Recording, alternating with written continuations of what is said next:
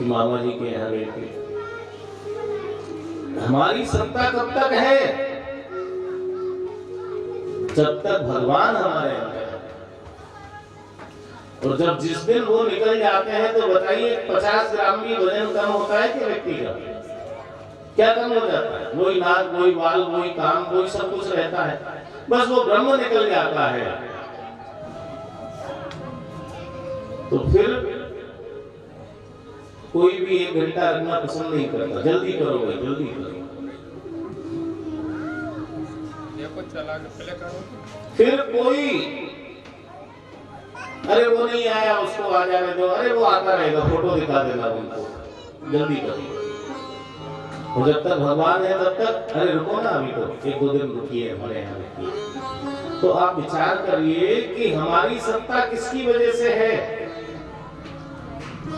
हमारा मान सम्मान प्रतिष्ठा किसकी वजह से है? इस जगत की वजह से है क्या? इस घर की वजह से है क्या? दुकान मकान फैक्ट्री की वजह से है क्या? वो तो वैसी की वैसी अभी भी है। लेकिन अब कोई ये क्यों नहीं कहता कि 2 दिन और रुक जाइए? क्यों नहीं कह रहा है? क्योंकि वो ब्रह्म निकल गया। तो भैया जो मूल तत्व है, जिसकी वजह से हमारी सत्ता है, प्रतिष्ठा है, मान है, सम्मान है, और जगह जगह हमारी जय जयकार हो रही है, उस जय जयकार करने वाले को, मान सम्मान दिलाने वाले को, उस परमात्मा को हम भूल बैठे हैं। उसके लिए समय नहीं है। कोई कहता है कि चलो बहन जी कथा हो रही है, अरे अभी कहाँ समय है हमारे पास, फुर्सत नहीं है।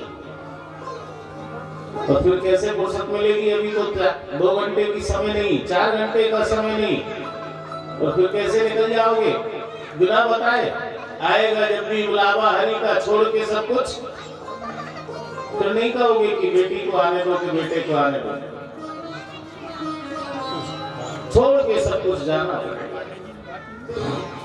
फिर नहीं कह सकते कि समय नहीं। और फिर ना आपका पैसा काम आएगा, ना प्रतिष्ठा काम आएगी, ना ज्ञान पहचान काम आएगी। और अगर पैसा काम आता होता तो भैया ये धनाढ्य लोग है ना, धनपति लोग, वो तो कभी मरते ही नहीं। जो यम लेता घूस तो कभी न मरता मानिया। बड़े बड़े लोग तो क्या करते, जब भी यमराज आता, यम के दूत आते, गुलाबी गद्दी पकड़ा देता है, जाओ लाइसेंस रिन्यू हो गया है 1 वर्ष के लिए। तो ये लोग बड़े लोग मरते क्या? धनपति लोग, धनवान लोग मरते क्या? लेकिन वहां आपकी कोई किसी भी प्रकार की कोई बात नहीं चल सकती। इसलिए भैया ये शास्त्रों का खजाना अनमोल है, जो ठाकुर जी ने हमें कृपा करके प्रदान किया है, इसको व्यर्थ में नहीं जाने देना चाहिए। वही परमात्मा तो हम सबके अंदर है। घट घट में जो करे आनंदा, घट घट में जो करे आनंदा, घट घट में जो करे आनंदा, घट घट में जो करे आनंदा। सच्चिदानंद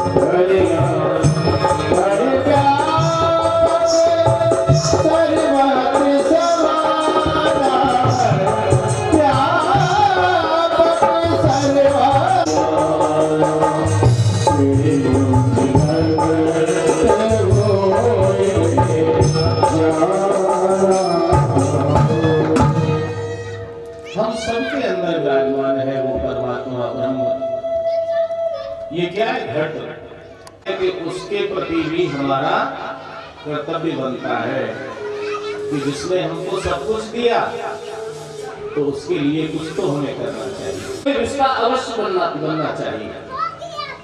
अरे कितनी बड़ी सुविधा है, भगवान को मित्र बना लो, भगवान को पुत्र बना लो, भगवान को पिता बना लो, अरे बेटा भी बना लो, सखा बनाओ, स्वामी बनाओ, कोई भी रिश्ता बनाओ, पर भगवान से हमारा कोई ना कोई रिश्ता तो अवश्य होना ही चाहिए। सच्चिदानंद रूपाय, वो कैसे है भगवान? सच्चिदानंद, वो सत्य है। सत्य किसे कहते हैं? जो पहले भी था, आज भी और आगे भी रहेगा, उसको सत्य है। आप और हम सत्य नहीं है, जगत में दिखने वाली कोई भी वस्तु सत्य नहीं है। सत्य तो केवल परमात्मा है, चिद यानी प्रकाश, और आनंद तो भगवान का नाम ही है। इन तीन शब्दों से नाम बना सच्चिदानंद स्वरूप भगवान है। करते क्या है? ये भगवान विश्वोत्पत्त्यादि हेतु है, विश्व की उत्पत्ति करना, पालन करना और फिर संहार कर देना, ये भगवान की कर्तव्य है, करते हैं भगवान। पहले उत्पत्ति करना, फिर उनका पालन पोषण करना और फिर संहार कर देना। बालवत स्वभाव है ठाकुर जी का। कभी कभी बच्चे भी कोई लीला करते हैं। आपने देखा होगा कि बालक जब छोटा होता है, रोता है, तो माताएं अगर कोई भोजन बना रही है तो आटे की गोली उसको दे देती है, लो बेटा खिलो इससे। वो बालक क्या करता है? आटे के हाथी घोड़े बना लेता है, आटे के बेल बना लेता है, आटे की गाड़ी बना लेता है, और आटे की गाड़ी, आटे के बेल और आटे का ही घास, आटे के बेल को आटे का ही घास खिलाता है। और खेलते खेलते जब मन भर गया तो पूरा हाथी घोड़ा ऊंट गधा जो भी कुछ बनाया सबका वापस गोला बना देता है, कर देता है कभी कभी ऐसा। भगवान भी तो वही कर रहे हैं। विश्वोत्पत्त्यादि हेतु है, विश्व की उत्पत्ति की, फिर पालन पोषण किया और फिर संहार कर दिया, यानी कि जैसा था वैसा बना दिया। विश्वोत्पत्त्यादि है।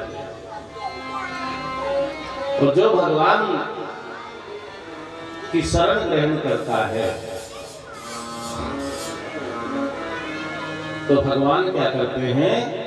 उसके तीनों प्रकार के पापों को मूल सहित नष्ट कर देते हैं। तापत्रय विनाशाय, तीन प्रकार के पाप कौन कौन से हैं? दैहिक, दैविक और भौतिक। मानस में वर्णन आता है, दैहिक, दैविक, भौतिक पाप, दैहिक, दैविक,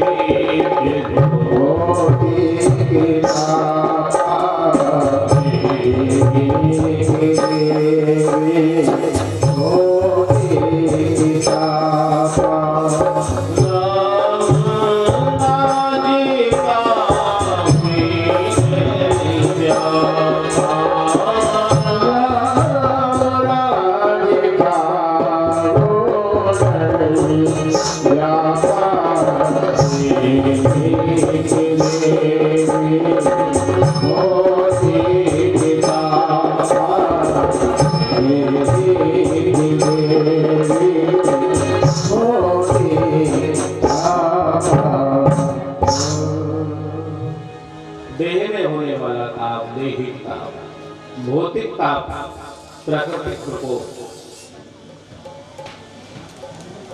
देवताओं के द्वारा दिया गया कष्ट,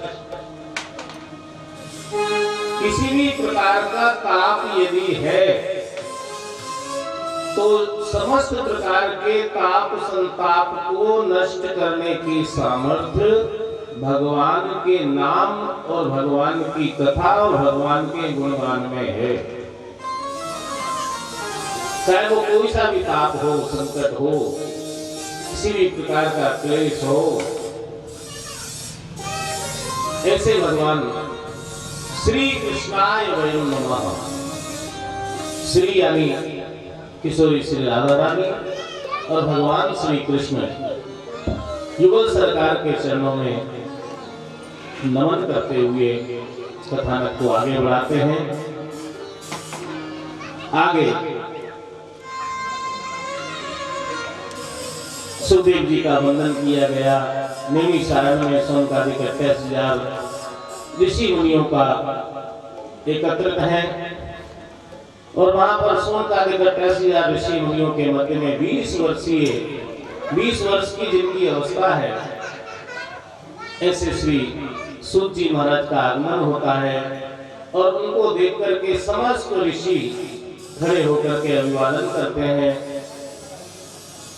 सूत जी महाराज ने कहा, महाराज मेरी अवस्था तो कम है, आपकी अवस्था अधिक है, मैं तो आपकी अवस्था के सामने बालवत हूँ और मेरा अभिवादन आप कर रहे हैं, मुझे करना चाहिए। तो सौनकादिक 28,000 ऋषि मुनियों ने कहा कि भगवान बड़ा कौन होता है? बड़ा किसी के पास अधिक बल है तो वो भी बड़ा नहीं माना जाता, धन अधिक है तो वो भी बड़ा नहीं माना जाता, आयु अधिक है तो वो भी बड़ा नहीं माना जाता, तो फिर कौन बड़ा है? तब जाकर के बताया कि धन वृद्धा बल वृद्धा आयु वृद्धा सतेव च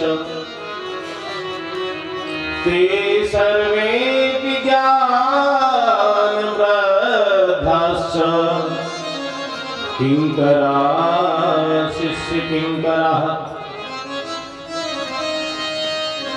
जिसके अंदर ज्ञान बड़ा है वही बड़ा माना जाता है, चाहे वो छोटा बालक ही क्यों ना हो। और ज्ञान नहीं है तो भैया भले वृद्ध हैं या धन में बड़े हैं या ताकत में बड़े हैं तो वो बड़े नहीं। बड़ा कौन है? जिसके अंदर ज्ञान बड़ा है वह बड़ा है। तब जाकर के कहा, महाराज मेरे लिए आदेश करिए। सौनकादिक 28,000 ऋषि मुनियों ने कहा, महाराज हमें और कोई प्रश्न नहीं करना और कोई जिज्ञासा नहीं है और कोई वस्तु की आवश्यकता नहीं, बस एक ही प्रार्थना है कि भगवान श्री कृष्ण का सहज साधन क्या है ये बता दीजिए। भगवान श्री कृष्ण को प्राप्त करने का सरल मार्ग कौन सा है ये बता दीजिए बस। कृष्ण प्राप्ति करम सत्सद साधनम तद्वदाधना, ऐसा कोई मार्ग बता दीजिए जिससे कि हमें भगवान श्री कृष्ण की प्राप्ति सरलता से हो जाए, सहजता से हो जाए। सुखदेव जी का वंदन करते हुए वंदन किया। यम प्रव्रजन्त मनुपेत्रमपेत कृत्यम द्वैपायनो विरहता तरयाजुहाव पुत्रेति तन्मयतया गर्भो विनेदुस् तं सर्वभूत हृदयं मुनिमानतोऽस्मि। सुखदेव जी का वर्णन किया। नैमिषारण्य में सौनकादिक ऋषियों को बताया गया कि ये जीवन बहुत अनमोल है और अनमोल जीवन कई जन्मों के पुण्य प्रभाव के कारण हमें प्राप्त हुआ है और वो भी अपने पुरुषार्थ से नहीं, भगवान की विशेष कृपा हुई तब जाकर के हमें ये जीवन प्राप्त हुआ।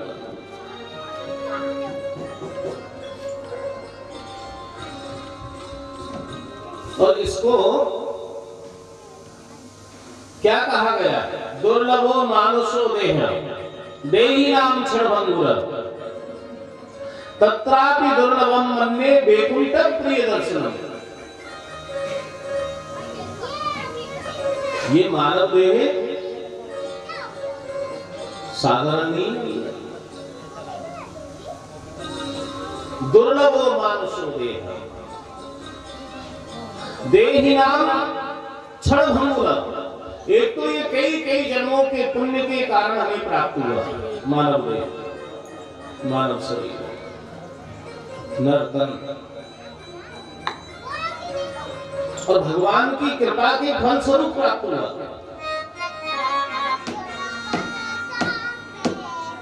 84 लाख योनियों के बारे में बताया जाता है, उनमें सर्वश्रेष्ठ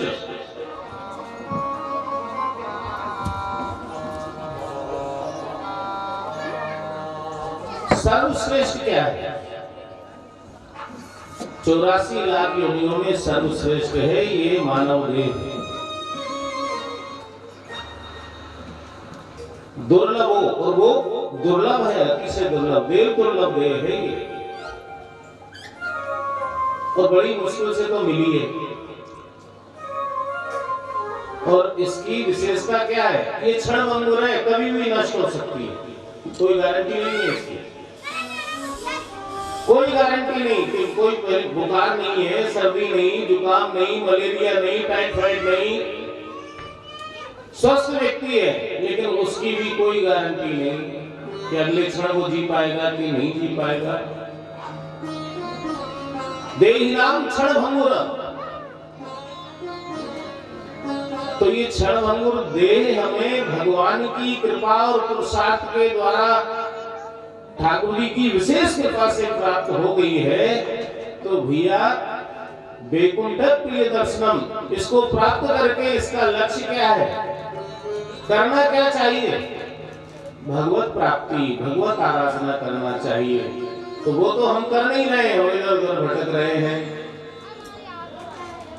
इसका मुख्य लक्ष्य क्या है? नर्तन धारण करने के बाद हमें नारायण को प्राप्त करना है, ये भगवान को प्राप्त करने का साधन है, इसके सिवाय और कुछ नहीं है।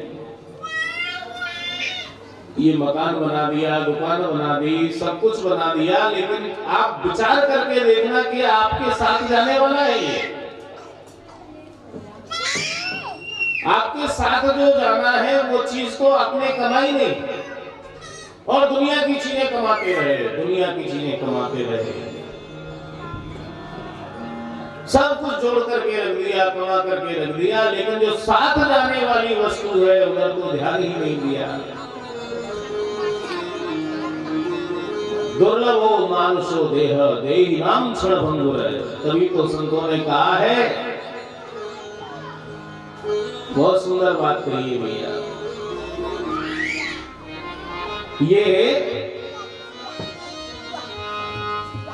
कलिकाल कुठार लिए फिरता, ये काल क्षणभंगुर है ना, कब नष्ट हो जाए कोई पता नहीं है। कलिकाल कुठार लिए फिरता, तन नम्र है चोट झिली न झिली, भजले हरि नाम हरि रसना, कहीं अंत समय के ही नहीं। मलिया चलती सुचि शीतल मंद सुगंध, समीर चली न चली, कोई पता है क्या? इसलिए हर समय संत तो ये कहते हैं, भैया हर श्वास को ऐसे जियो कि हो ना हो ये हमारी अंतिम ही हो। और अब इतना बड़ा ज्ञान ठाकुर जी ने करा दिया हम सभी को इस कोरोना के माध्यम से, ये कोई कम शिक्षा नहीं है, जगत के लिए, पूरी दुनिया के लिए। ऐसा कोई भी व्यक्ति नहीं होगा इस जगत में जिसका कोई अपना नहीं चला गया हो इस कोरोना के प्रकोप से। इस काल का ग्रास किसी ना किसी का अपना प्रेमी, स्नेही आत्मीय जन गया है।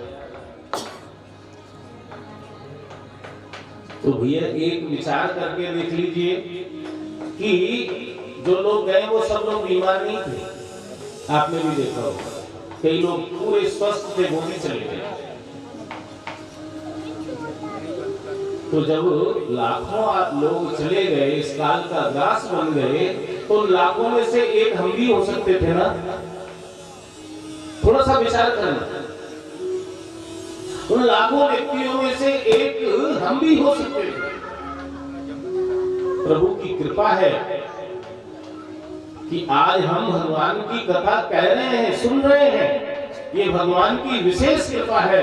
तो भैया ऐसा ही समझ करके कि उन्होंने इस काल रूपी ग्रास से हमें जीवन प्रदान किया। ये ग्रेस में चल रहा है, ये मान लीजिए। अब जो जीवन बच रहा है ये ग्रेस में चल रहा है ना, कृपा पे चल रहा है। तो अब बचा हुआ जीवन अब समझ जाओ, अब समझ जाओ। बार बार ठाकुर जी इशारा कर रहे हैं, तब तो समझो भैया। तो अब तो विचार करके देखो।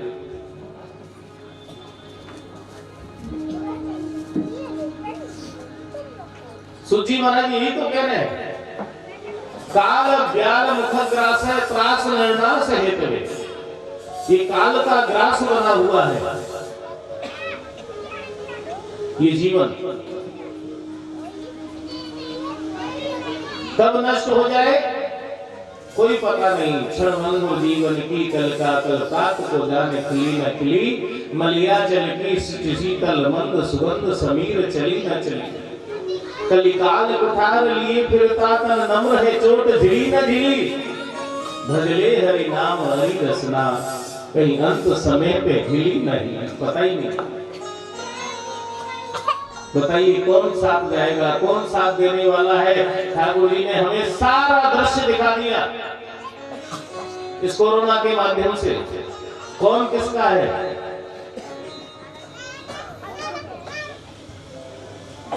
पूरा दृश्य दिखा दिया। कहने को है कि हमारे परिवार में 150 लोग हैं, 100 लोग हैं, 50 लोग हैं, 500 लोग हैं। लेकिन जब जीव पर आपत्ति विपत्ति या कोई संकट आता है या वो जाता है तो उसको अकेले ही जाना पड़ता है। ये हमने आंखों से देखा है। परिवार 100 आदमियों का खड़ा है लेकिन उसके पास नहीं पहुंच पाया है, अकेले संघर्ष किया है। तो इससे बड़ा वो क्या ज्ञान कराएंगे। सारा विज्ञान फेल, सारे डॉक्टर फेल, ना पैसा काम आया ना कोई सोर्स काम आई। डॉक्टर ही तो करेंगे इलाज, डॉक्टर ही मर गए। अब किस पे भरोसा करेंगे। जिसके ऊपर ठाकुर जी की विशेष कृपा थी उनका कुछ नहीं हो पाया।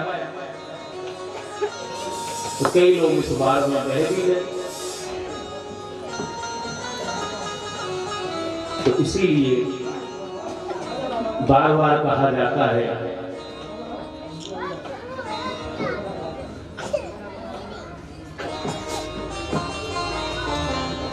अनमोल जीवन है ये तेरा, हम व्यर्थ में बर्बाद कर रहे हैं। बहुत सुंदर संतों ने संकेत किया है भजन के माध्यम से। आइए हम श्रवण करते हैं। बहुत अनमोल है ये जीवन।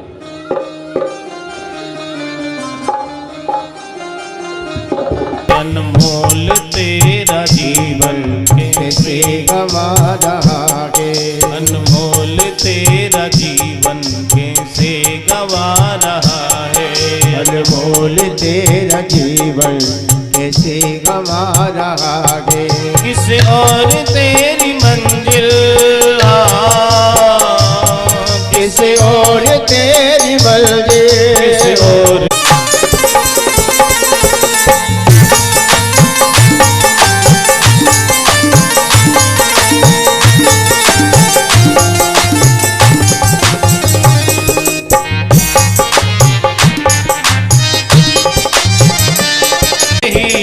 रात ढल न जाए। सब रो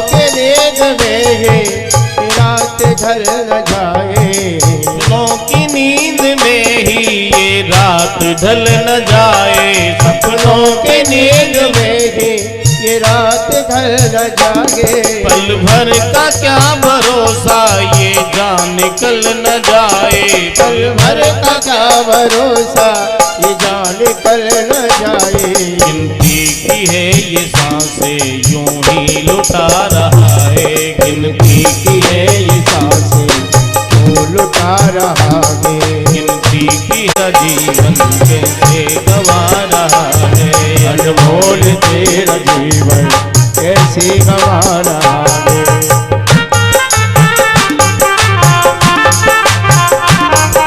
सपना सा है ये सारा। और यही बात भगवान शिव पार्वती जी को समझा रहे हैं।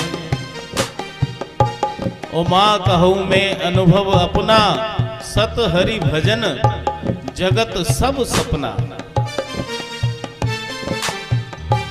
सपने में क्या होता है कभी कभी, और सपने में तो इतना बड़ा वैभव, और जब आंख खुली तो टूटी खाट, ओढ़ने को चद्दर तक नहीं। होता है ना ऐसा, अरे मैं तो सपना देख रहा था, ये सब कुछ मेरा नहीं है। होता है ना, लंबा हो गया, किसी को 20 साल का, 50 साल का, 60 साल का, 70 साल का, और ज्यादा से ज्यादा 100 साल का। फिर तो नींद खुलना ही है ना। फिर वही स्थिति हो जाएगी, अरे ये सब मेरा नहीं था, ये सब मेरा नहीं था। इसीलिए तो गिनती की है ये सांसें यूं ही लुटा रहा है। गिनती की है ये सांसें यूं ही लुटा रहा है।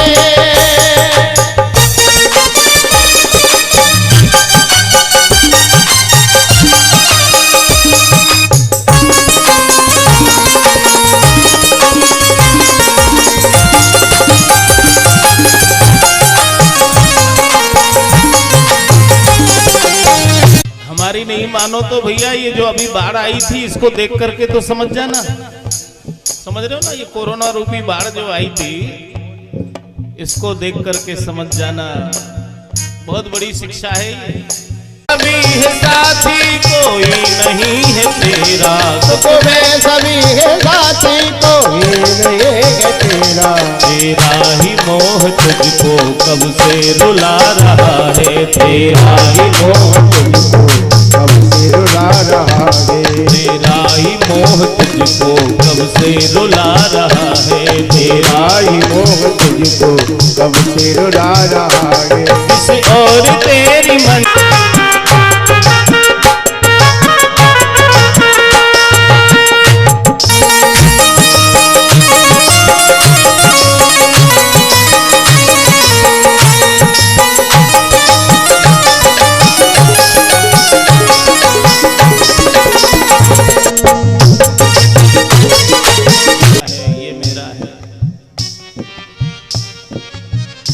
बस हमारा ही भला हो, अपना काम बनता। और अमृत कलश को लेकर के आए और कहा महाराज ऐसा करिए कि परीक्षित को ये अमृत पिला दीजिए और ये कथा का अमृत हमें पिला दीजिए। लेकिन सुखदेव जी ने, ये व्यापार की बात हो गई कि भाई इसके बदले ये चीज दे दो, तो ये व्यापारी तो है, लेन देन हो गया। एवं विनिमय जाते सुधा राज्ञा प्रपीयता प्रपाश्यामो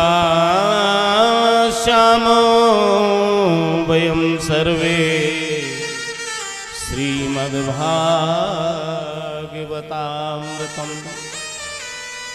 आप इस भागवत के अमृत को हमें पिला दो, देवताओं ने निवेदन किया सुखदेव जी से। और हम जो स्वर्ग का अमृत लाए हैं ये राजा परीक्षित को पिला दो। तो सुखदेव जी ने क्या उत्तर दिया कि तुम जो अमृत लेकर के आए हो वो अमृत और ये कथा का अमृत, इन दोनों की बराबरी कभी नहीं हो सकती। इन दोनों में कितना अंतर है जैसे एक कांच के टुकड़े में और एक महान मणि में अंतर होता है, वो अंतर है इस स्वर्ग के अमृत में और कथा के अमृत में। और कांच के टुकड़े के बदले कोई भी मणि नहीं देता, इसलिए स्वर्ग के अमृत के बदले में तुम्हें कथा का अमृत नहीं दे सकता। स्वर्ग का अमृत प्राप्त करने के बाद भी जीव निर्भय और आवागमन के चक्र से मुक्त नहीं हो पाता, लेकिन कथामृत सर्वे विस्मयम परमं ययो। आश्चर्य होने लगा कि लघु नन्यानि जातानि, जो लघु यानी छोटा होता है, कम वजन का होता है, वो पलड़ा ऊपर, यही होता है ना तराजू में, और जो भारी होता है वो नीचे। तो भागवत जिस पलड़े पर विराजमान है वो तिल के बराबर भी नहीं हिली, और जिस पलड़े पर अमृत कलश रखा है वो आकाश में चला गया। लघु नन्यानि जातानि गौरवेण इदं महद तदा ऋषि गणा सर्वे विस्मयम परमं ययुः। आश्चर्य होने लगा, भागवत में इतना वजन कहां से आ गया। तब जाकर के बताया कि ये भागवत कोई साधारण पोथी नहीं है, साधारण कोई किताब नहीं है। क्या है? श्रीमद्भागवताख्योऽयं प्रत्यक्ष कृष्ण एव हि। ये साक्षात भगवान श्री कृष्ण का वांग्मय स्वरूप है, साक्षात भगवान ही है श्रीमद् भागवत। और सज्जनों विचार कीजिए कि जो देवता स्वर्ग की संपत्ति रख करके जिनको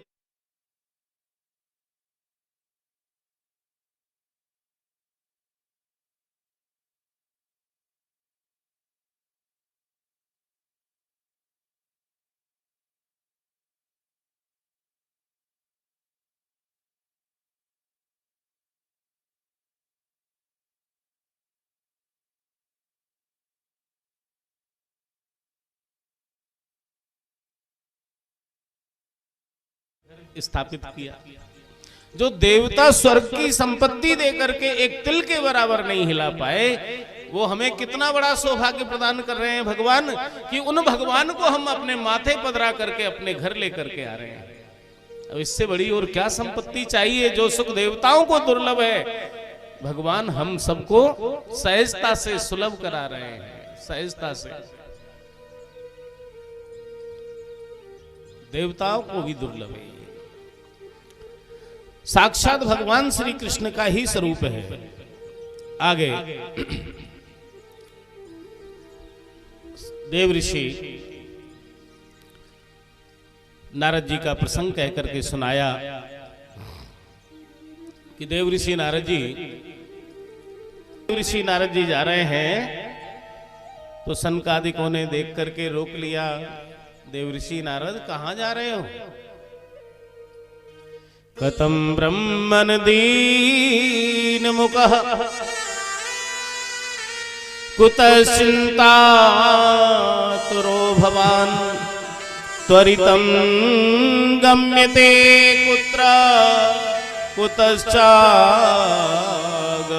तवः। संत कुमारों ने देव ऋषि नारद जी से कहा, कथं ब्रह्मन् दीन मुखः, ये उदास सा चेहरा लेकर के कहां जा रहे हो? दीन मुख। कुतः चिन्तातुरो भवान्, ऐसी कौन सी चिंता व्याप्त है जिसके कारण से आप उदास हो? आपका मुख मलिन है। त्वरितम गम्यते कुत्र, जल्दी जल्दी कहां जा रहे हो? कुतश्चागमनम, तब कहां से आ रहे हो? इतना पूछा। देव ऋषि नारद जी ने क्या किया, पास में जाकर के प्रणाम करके कहा, महाराज क्या बताऊं, अहम तो पृथ्वी आतो ज्ञात्वा सर्वोत्तमामिति पुष्करम च प्रयागम च काशीं गोदावरीं तथा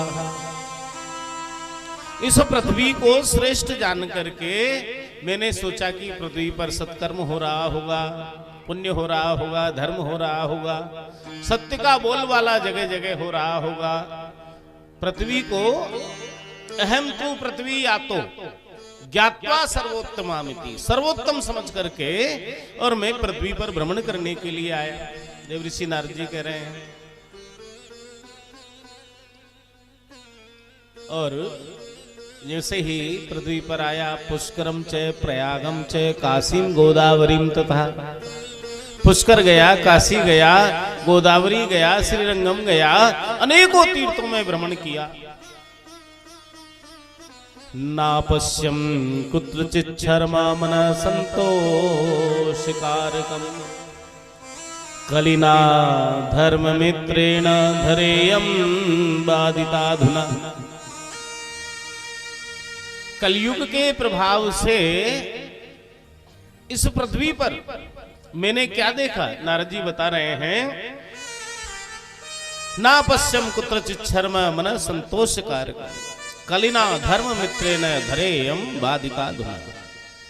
न कोई सत्य बोल रहा है, सबको अपनी अपनी पड़ी है, सब स्वार्थ में जी रहे हैं। कलयुग का प्रभाव ऐसा हो गया कि प्रत्येक व्यक्ति बस अपना ही स्वार्थ देख रहा है। अधर्म चाहे कितना भी करे कोई बात नहीं, धर्म कर थोड़ा सा भी करेगा तो गिनाएगा। 100 रुपए भी दान दिए तो हमारे नाम की प्लेट लगवाओ। हाँ? एक पंखा कहीं धर्मशाला में मंदिर में टंगवा दिया तो तीनों पंखुड़ियों पर नाम लिखवाओ, तब देंगे। होता है ना?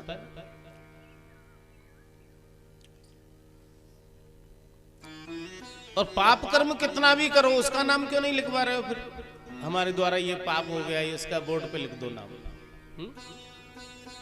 लिखवाते हैं क्या? धर्म जरा सा किया तो हमारा नाम जरूर बोल देना हमारे।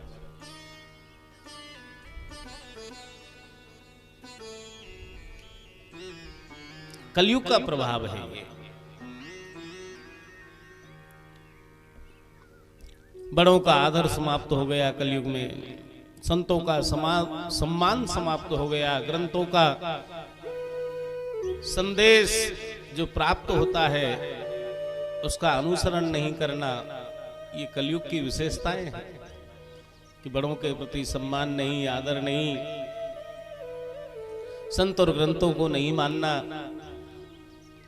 अपनी जो परंपराएं हैं, वैदिक परंपराएं, शास्त्रोक्त परंपराएं, उनसे भटक जाना।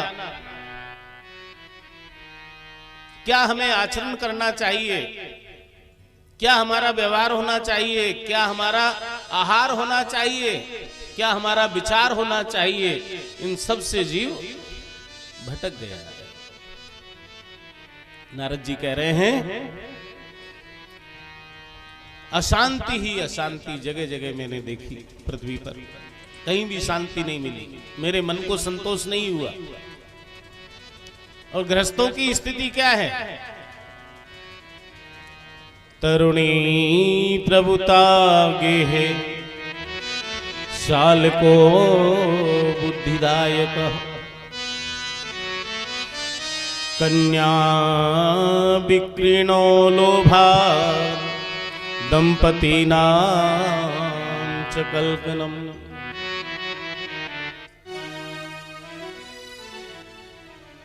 इतना व्यक्ति, हम लोग इतने स्वार्थी हो चुके हैं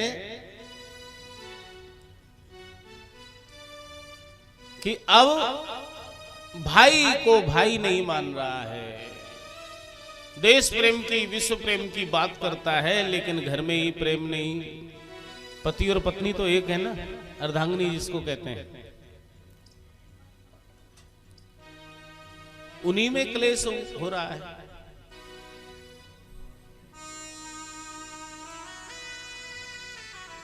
बड़ों का सम्मान नहीं है, घर में किसकी चल रही है? नारद जी कह रहे हैं, तरुणी प्रभुता गेहे शाल को बुद्धिदायक। कन्या विक्रीणो लोभाद, कन्या विक्रीणो लोभाद दंपति नाम च कलकनम। घर में चल रही है नई बहू की। हाँ, नारद जी कह रहे हैं तरुणी प्रभुता गेहे। और सलाहकार कौन हो गए? साले जी। पहले मार्गदर्शन लिया जाता था किनसे? माता पिता गुरु संत ग्रंथों से हमें मार्गदर्शन करें महाराज, है ना? और अब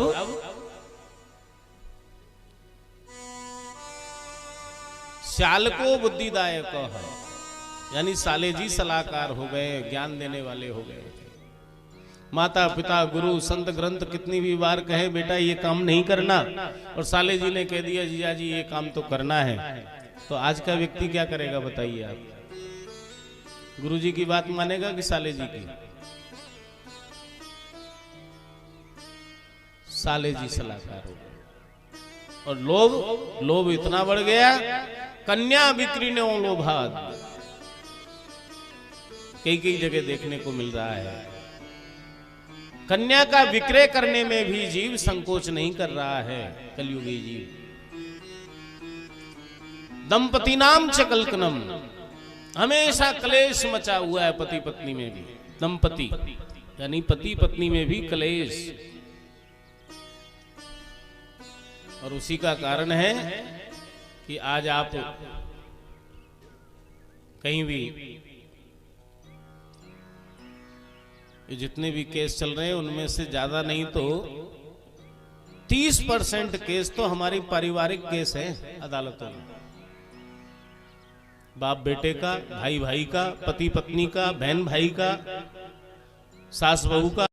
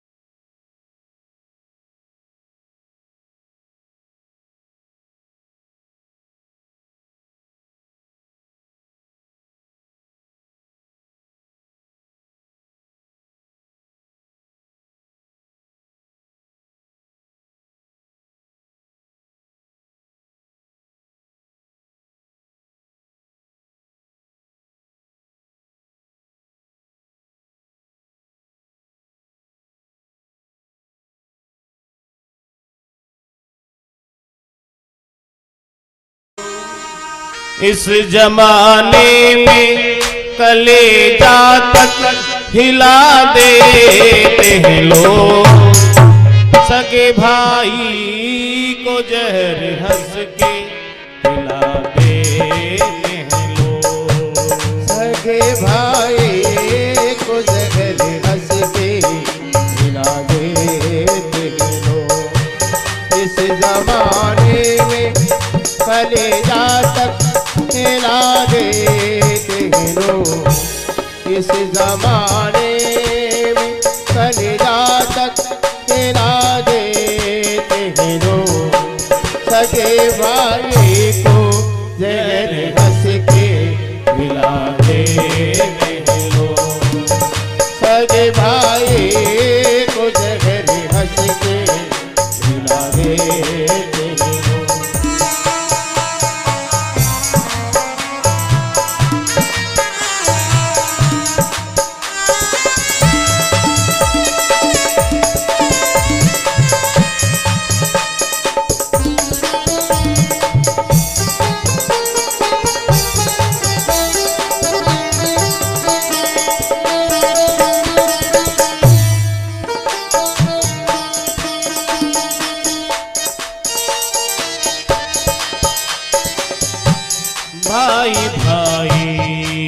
जुदा सिर्फ पैसा ही खुदा। भाई भाई है जुदा सिर्फ पैसा ही खुदा। कलयुग में, इस जमाने में बस पैसा ही सब कुछ है। भाई भाई अलग है, पूरा जीवन निकल गया, बोल ही नहीं पा रहे हैं। क्या सर पे रख के ले जाओगे ये संपत्ति? जबकि जिस देश में तुम्हारा जन्म हुआ है भैया, विचार करना, उस देश में जन्म हुआ है, रामकृष्ण के देश में जन्म हुआ है, जहां भगवान राम ने जन्म लिया, भरत जी ने जन्म लिया। भरत जी कह रहे हैं मुझे ये राज्य नहीं, मुझे मेरा भाई चाहिए। और राम जी कह रहे हैं कि मुझे ये साम्राज्य नहीं, पिता की आन वान और शान के लिए मुझे वन वन भटकना पड़े, भूखे रहना पड़े, सब स्वीकार है। मुझे राज्य नहीं चाहिए। भरत, राज तुम ले लीजिए। भरत जी कह रहे हैं प्रभु मुझे राज्य नहीं, राज्य कोई भी ले, मुझे तो आप और आपके चरणों की सेवा चाहिए। उस देश में जन्म लेने वाले 1 इंच जमीन अगर भाई के हिस्से में चली गई तो जहर पिला रहे हैं, गोली चला रहे हैं। ये किसका अभाव है? सत्संग का अभाव है। सत्संग नहीं किया, बड़ों का सम्मान नहीं किया, बड़ों के सानिध्य में नहीं रहे, इन ग्रंथों का आश्रय नहीं लिया, तभी तो ऐसी स्थिति में हम लोग पहुंच गए। जो राक्षस दैत्य लोग भी ये कृत्य नहीं करते, वो भी भाई भाई को अपना मानते हैं। हम तो उनसे भी ज्यादा नीचे गिर गए हैं भैया। भाई भाई है जुदा सिर्फ पैसा ही खुदा। भाई भाई है जुदा सिर्फ पैसा ही खुदा। पैसे की चाहत है सबको, कुंवारे हो या शादीशुदा। पैसे की ख्वाहिश है सबको, चाहे शादीशुदा। पैसे की खातिर सर अपना झुका लेते हैं लोग। पैसे के खातिर सर अपना झुका लेते हैं लोग। सगे भाई को हंस के मिला देते हैं लोग। सगे भाई को जहर हंस के मिला देते हैं लोग। आके रोना भी न चाहे तो रुला देते हैं लोग। आके रोना भी न चाहे तो रुला देते हैं लोग। सगे भाई को जहर हंस के मिला देते हैं लोग। सगे भाई को जहर हंस के मिला देते हैं लोग।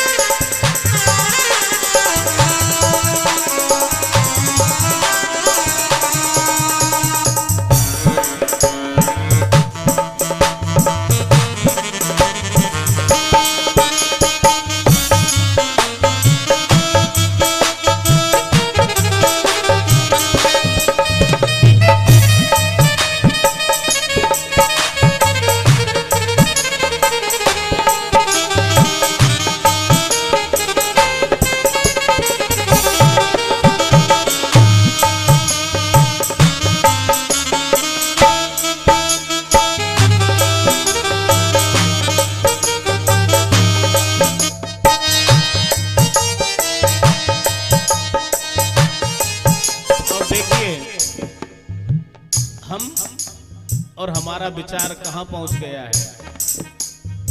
हम कितने स्वार्थी हो चुके हैं इसका प्रमाण।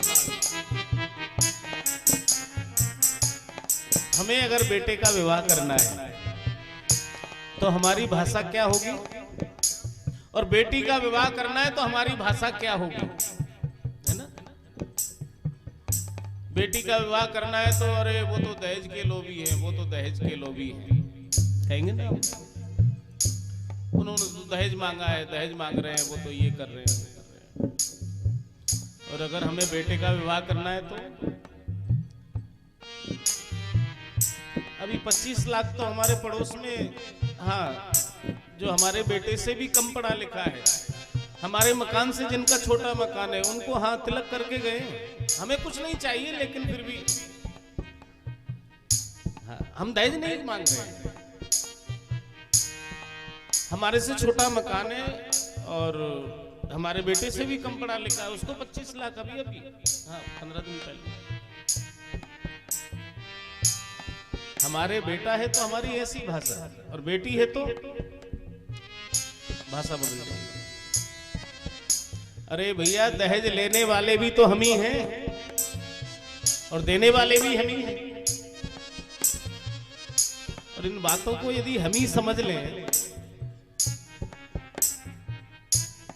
तो ये बुराई जड़ से खत्म हो सकती है, जड़ से खत्म हो सकती है। लेकिन नहीं, हमारी बारी आएगी तब हम देखेंगे। यही होता है।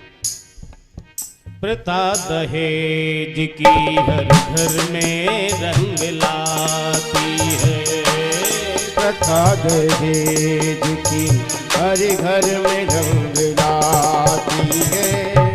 बिना दहेज के बारात लौट जाती है, बिना दहेज के बारात लौट जाती है। पहले तो भर के मांग दुल्हन बना लेते हैं लोग, पहले तो भर के मांग दुल्हन बना लेते हैं लोग। फिर वही मांग भरी दुल्हन जला देते हैं लोग, फिर वही मांग भरी दुल्हन जला देते हैं लोग।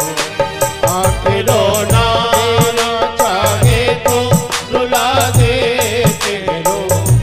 आके रोना बिना चाहे तो रुला देते हैं लोग। सगे भाई को जहर हंस के पिला देते हैं लोग, सगे भाई को जहर हंस के पिला देते हैं लोग। पैसे बिन प्यार कहाँ, पैसे बिन यार कहाँ, पैसे बिन प्यार कहाँ, पैसे बिन यार कहाँ। पैसे बिन प्यार कहाँ, पैसे बिन यार कहाँ, पैसे बिन प्यार कहाँ, पैसे बिन यार कहाँ। गेर तो गेर है अपनों पर एतबार कहाँ, गैर तो गैर है अपनों पर एतबार कहाँ। ऐसा है आज चल मेरे प्रभु तुमको नमन, ऐसा है आज चलन मेरे प्रभु तुमको नमन। पैसे के पीछे प्रभु को भी भुला देते हैं लोग, पैसे के पीछे प्रभु को भी भुला देते हैं लोग। सगे भाई को जहर हंस के पिला देते हैं लोग, सगे भाई को जहर हंस के पिला देते हैं लोग। आके रोना बिना चाहे तो रुला देते हैं लोग। आके रोना बिना चाहे तो रुला देते हैं लोग। सगे भाई को जहर हंस के पिला देते हैं लोग। सगे भाई को जहर हंस के पिला देते हैं। ये जमाना है, ये कलयुग का प्रभाव है। जबकि हम उस देश में जन्म लिए हैं भैया,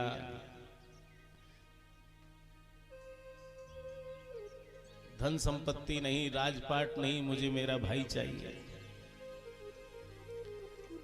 अच्छा बताइए, आपसे हम पूछना चाहते हैं, करोड़ 2 करोड़ रुपए दे करके 2-4 मकान दे करके कोई सगा भाई खरीद के ला सकता है?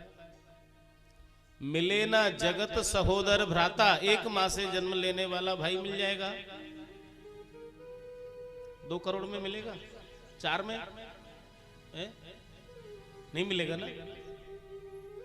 मिले ना जगत सहोदर भ्राता, और उसी भाई को रोज अखबारों में आप पढ़ रहे हो क्या स्थिति हो रही है।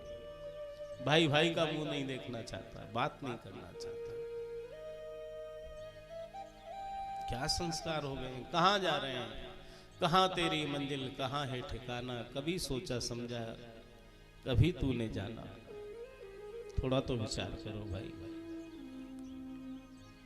ये मानव देह प्राप्त करके भी पशुओं से भी अगर हम नीचे गिर गए हैं तो इसका कारण क्या है? हम सत्संग से दूर होते चले गए, इसलिए हमारे ये विचार बिगड़ गए हैं, आहार बिगड़ गए हैं, हमारा रहन सहन खान पान सब कुछ बिगड़ गया है, क्योंकि हम सत्संग से दूर चले गए हैं, इन ग्रंथों से दूर चले गए हैं, संतों से दूर चले गए हैं, अपने कुल की अपने धर्म की मर्यादाओं से अलग हो गए हैं। तब जाकर के इस स्थिति में आकर के पहुंच गए हैं, जो स्थिति जानवर भी नहीं करते, पशु पक्षी भी नहीं करते, उस स्थिति में हम लोग आज वहां पहुंच चुके हैं।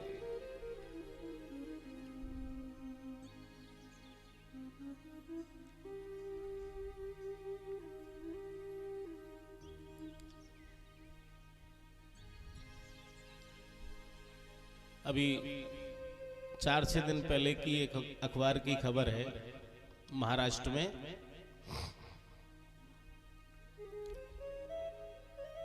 कुत्तों ने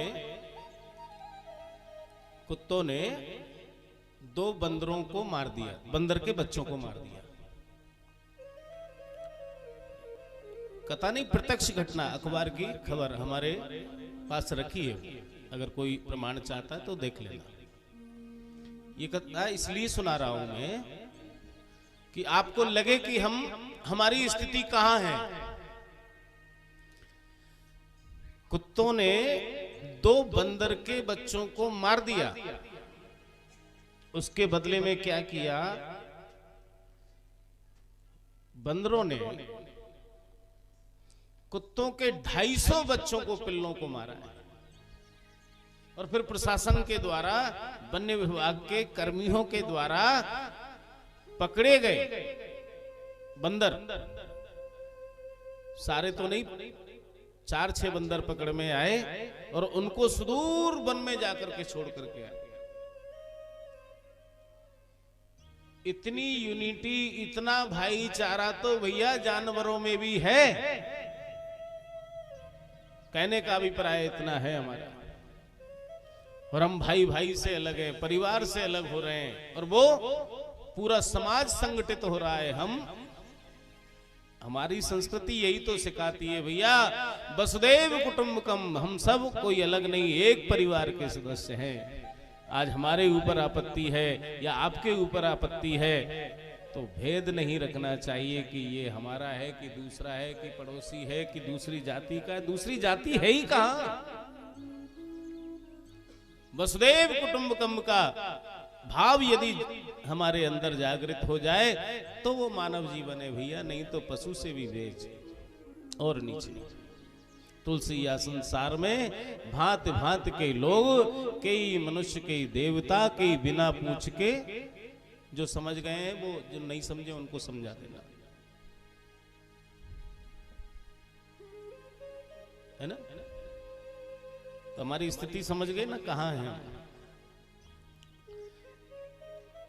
कोई व्यक्ति मर रहा हो, हम देख करके निकल जाते हैं, क्या वही हमारा भाई नहीं है? स्कूल में पढ़ते थे, प्रतिज्ञा करते थे, क्या समस्त भारतीय मेरे भाई बहन हैं, करते थे ना। आज क्या हो गया हमको? आज परिवार के लिए भी एक नहीं हो, समस्त भारतीयों की बात करते हो, लेकिन हमारी संस्कृति क्या कहती है? वसुदेव कुटुंबकम, पूरा जगत हमारा परिवार है। भारत ही नहीं, पूरा जगत हमारा परिवार है। सोच को बदलना पड़ेगा, विस्तार करना पड़ेगा, इस सोच का विस्तार करना पड़ेगा, तभी मानव जीवन की सार्थकता है। आगे कलयुग के बारे में नारद जी ने बताया कि मेरा कहीं पर भी मन नहीं लगा, तो मैं भ्रमण करता करता वृंदावन पहुंच गया।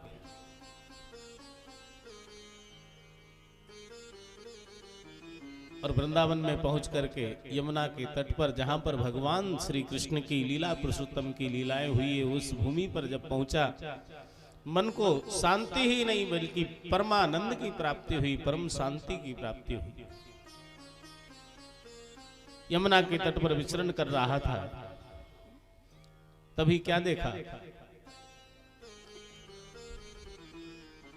एक वृद्ध, दो वृद्ध पुरुषों को एक युवा स्त्री बेटा बेटा कह करके संबोधन करके कह रही है, जागो बेटा जागो। युवा तो स्त्री है, वृद्ध पुरुष हैं दो। मैं वहां पहुंचा, देवी आप कौन हो, और ये आप जिनको बेटा कह रही हो ये कौन है? वो देवी कहने लगी, मेरा नाम भक्ति देवी है, ये मेरे ही पुत्र हैं, ज्ञान और वैराग्य। मैं इनको जागृत करने का प्रयास कर रही हूं, लेकिन ये तो अचेत है। देव ऋषि नारद जी ने बहुत प्रयास किया, वेद वेदांत घोषिश्च गीता पाठे मुहुर्मुहु, सफलता नहीं मिली।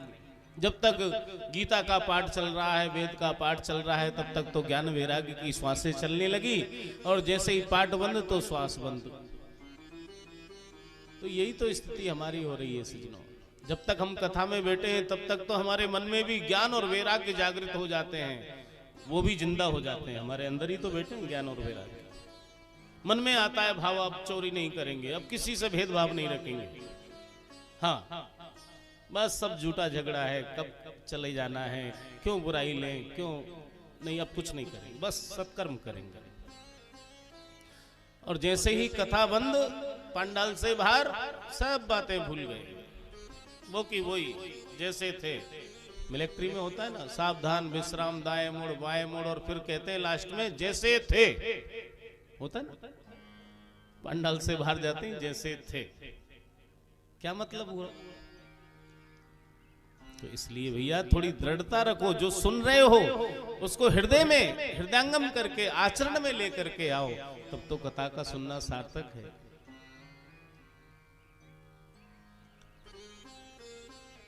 आगे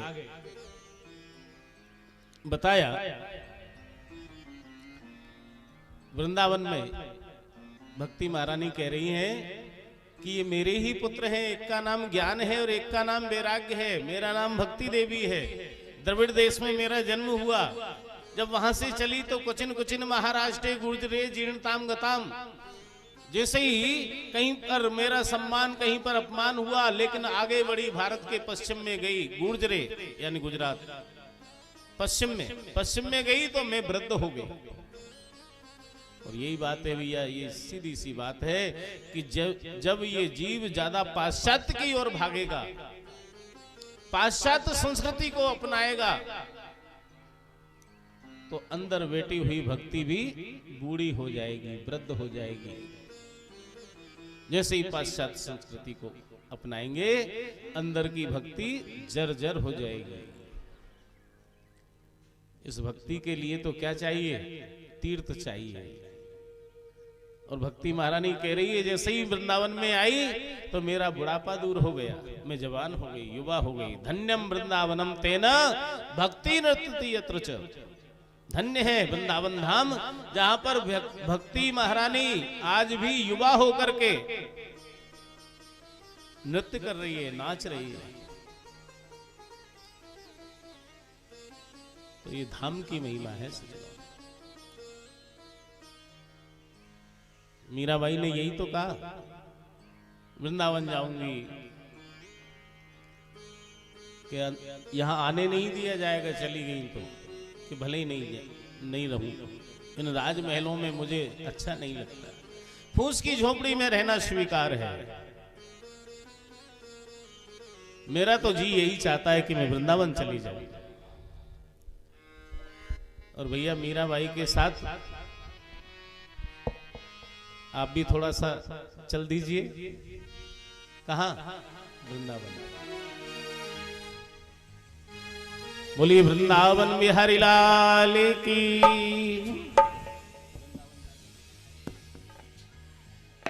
आइए बड़े भाव से हम सभी लोग, बड़े भाव से सभी लोग शरीर से चाहे यहां बैठे रहे, भाव और मन से, तन्मयता से हम सभी मीराबाई के साथ वृंदावन चलते हैं।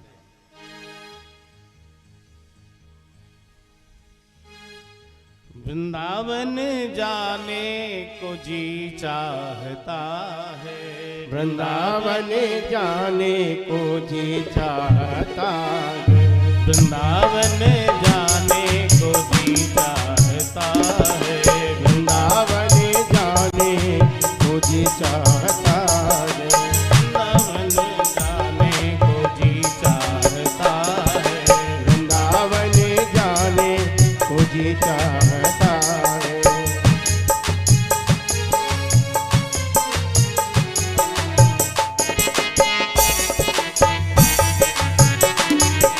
वृंदावन जाने को जी चाहता है, वृंदावन जाने को जी चाहता है, राधे राधे गाने को जी चाहता है, राधे राधे गाने को जी चाहता है, वृंदावन में बांके बिहारी, वृंदावन में बांके बिहारी, वृंदावन में बांके बिहारी, वृंदावन में बांके बिहारी, बांके बिहारी की लीला है न्यारी, बांके बिहारी की लीला न्यारी, बांके बिहारी की लीला है न्यारी, ओ बांके बिहारी की लीला न्यारी, वृंदावन में बांके बिहारी, वृंदावन में बांके बिहारी, बांके बिहारी की लीला है न्यारी, बांके बिहारी की लीला न्यारी, नैना लड़ाने को जी चाहता है, नैना लड़ाने को जी चाहता है, नैना लड़ाने को जी चाहता है, ओ नैना लड़ाने को जी चाहता है, राधे राधे गाने को जी चाहता है, राधे राधे गाने को जी चाहता है, वहीं बस जाने को जी चाहता है, वही बस जाने को जी चाहता है, वहीं रह जाने को जी चाहता है, वहीं रह जाने को को जी चाहता है।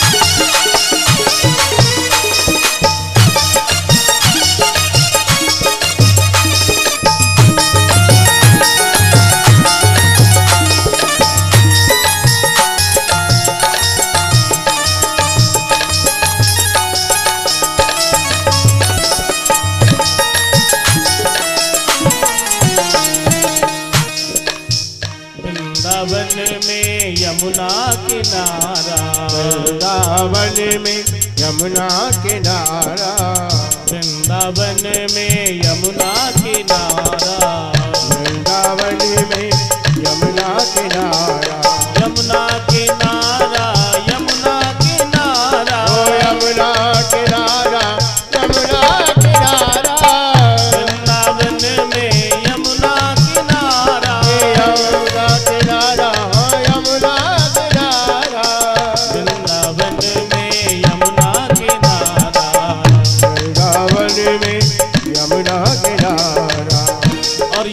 किनारा है तो क्या करें?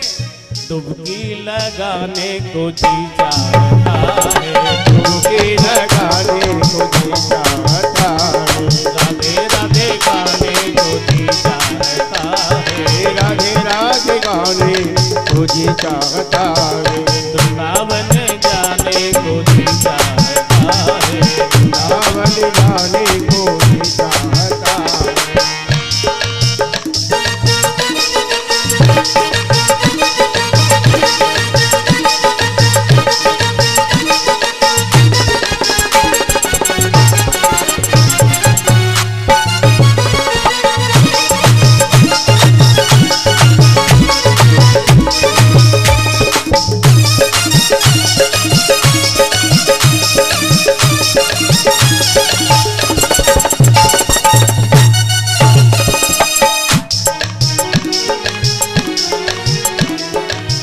वृंदावन में निधिवन है प्यारा, वृंदावन में निधिवन है प्यारा, वृंदावन में निधिवन है प्यारा, वृंदावन में निधिवन है प्यारा, प्यारा निधिवन है प्यारा, निधिवन है प्यारा, निधिवन है प्यारा, निधिवन है प्यारा, निधिवन है प्यारा, निधिवन है प्यारा, निधिवन है प्यारा, वृंदावन में निधिवन है प्यारा, वृंदावन में निधिवन है प्यारा, रास रचाने को जी चाहता है, रास रास रचाने को जी चाहता है, वृंदावन जाने को जी चाहता है, वृंदावन जाने को जी चाहता है, चाहता है, जी चाहता है, जी चाहता है, मेरा दिल चाहता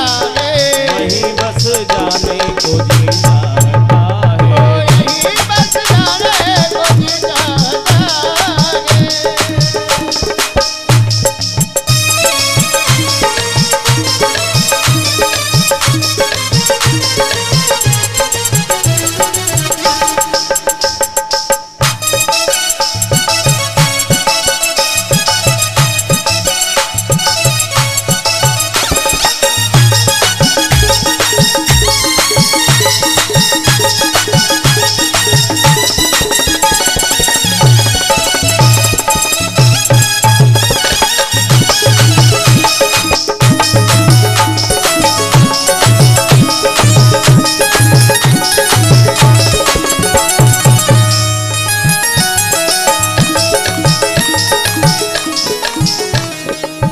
वृंदावन में संत बहुत हैं, वृंदावन में संत बहुत हैं, वृंदावन में संत बहुत हैं, वृंदावन में संत बहुत हैं, संत बहुत हैं, भगत बहुत हैं, संत बहुत हैं, भगत बहुत हैं, संत बहुत हैं, भगत बहुत हैं, संत बहुत हैं, भक्त बहुत हैं, भगत बहुत हैं, रसिक बहुत हैं, रसिक बहुत हैं, भगत बहुत हैं।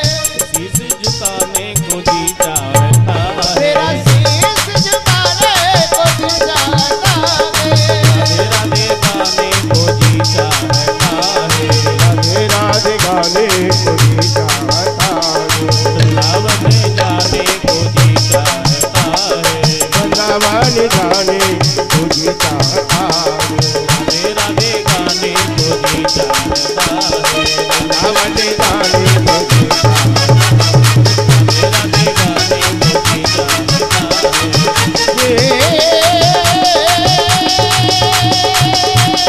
चाहता है।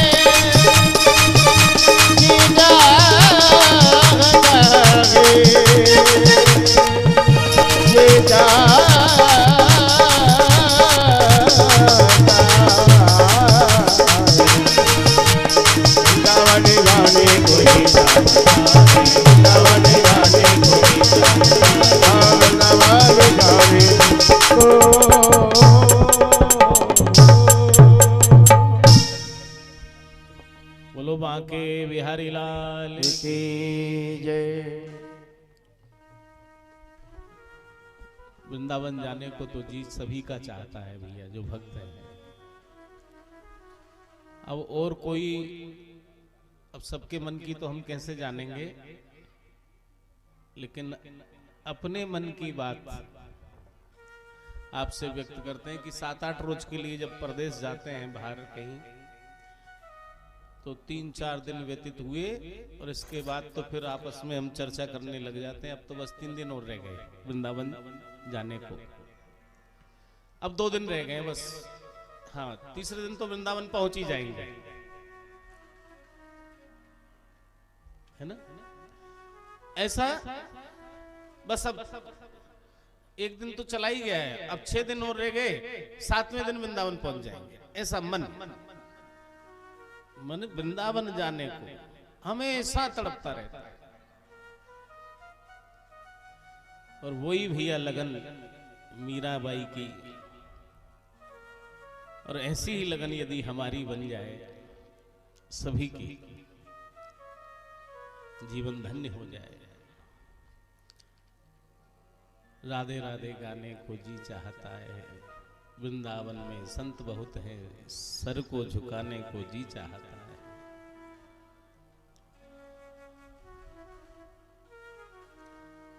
धाम ही ऐसा है कि नाम लेने मात्र से मिश्री सी घुल जाती है मुंह के अंदर। वृंदावन धाम का नाम आते ही एक हिलोर उठने लगती है आत्मानंद की।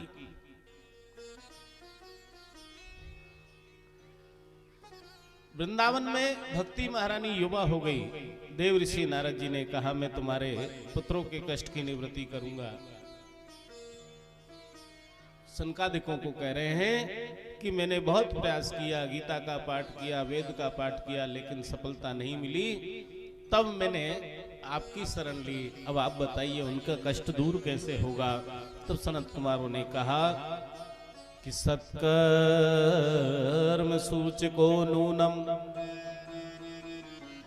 ज्ञान यज्ञ स्मृतो बुधि श्रीमद्भागवतालापः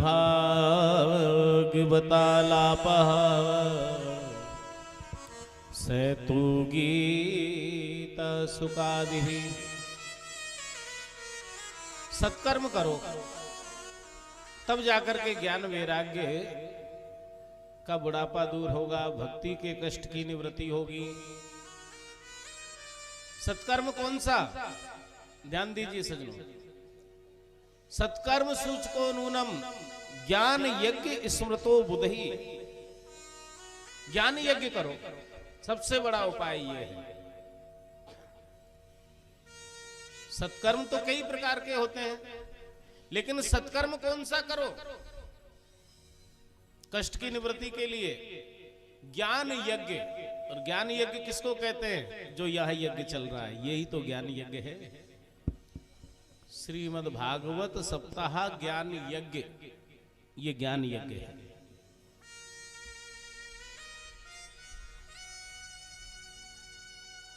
सत्कर्म सूचको नूनम ज्ञान यज्ञ स्मृतो बुधि। और क्या करना है? ज्ञान यज्ञ भी कौन सा? कोई दूसरा मत कर देना। हाँ, कौन सा यज्ञ करना है? सनत कुमार बता रहे नारद जी को कि भक्ति के कष्ट की निवृत्ति के लिए श्रीमद् भागवतालापः, श्रीमद् भागवत की कथा सुनाओ। और श्रीमद् भागवत की भी कौन सी कथा सुनाओ? हाँ,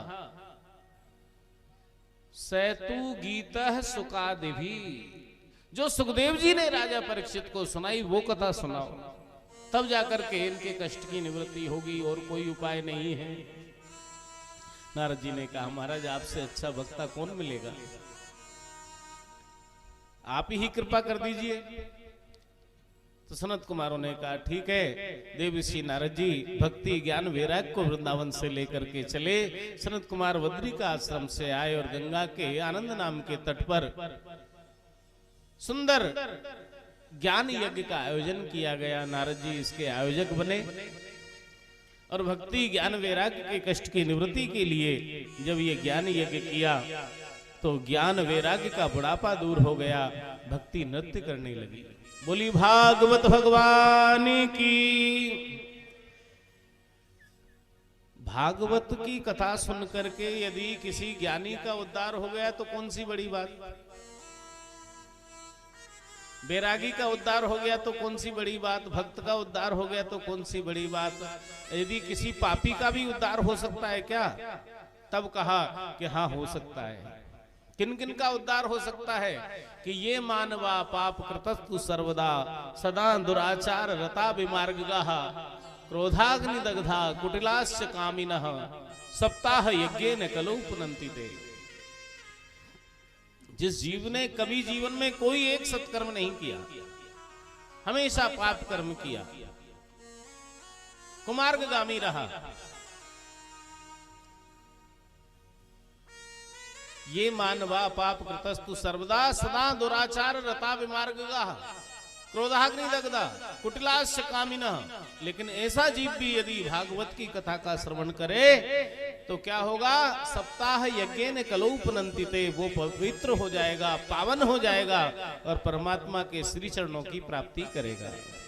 ये भागवत की महिमा है कि इसका एक आध उदाहरण है आपके पास कि हाँ, तुंगभद्रा तटे पूर्वम भूतपत्तनम उत्तमम यत्र वर्णासु धर्मेण सत्य सत्कर्म तत्पराः। तुंगभद्रा नदी के तट पर उत्तम नाम का नगर और उसमें आत्मदेव नाम का ब्राह्मण, धुंधली उनकी पत्नी, और संतान नहीं है तो संतान की के लिए देवी देवताओं से प्रार्थना करने लगे, मेरी संतान हो जाए। भगवान से प्रार्थना किया कि हे प्रभु, आपने सब कुछ दिया, सुंदर तन भी दिया और ये मन भी दिया, ना दिया ना दिया मेरे कुल का दिया।